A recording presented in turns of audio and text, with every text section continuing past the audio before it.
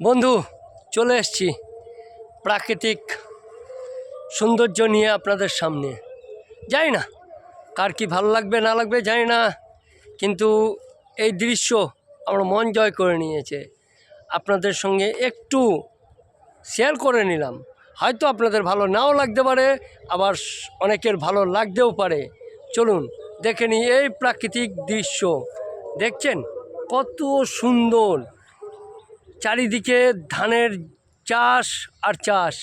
দেখছেন আমার বিপরীত দিকে রয়েছে সূর্যের আলো, তাও পেছনে দেখুন আমের বাগান।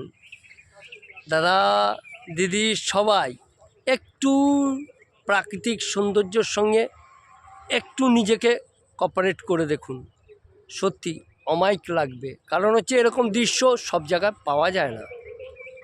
হয়তো আমার কথা সবার হয়তো ভালো নাও লাগতে পারে, কিন্তু না, এটা সবার ভালোবাসার জিনিস।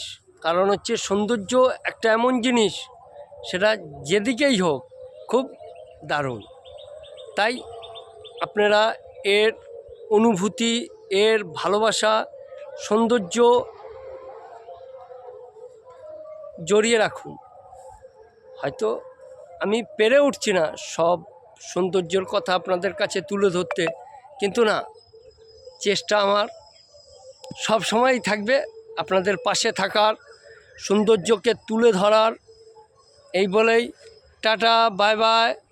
আগামী দিন আবার দেখা হবে।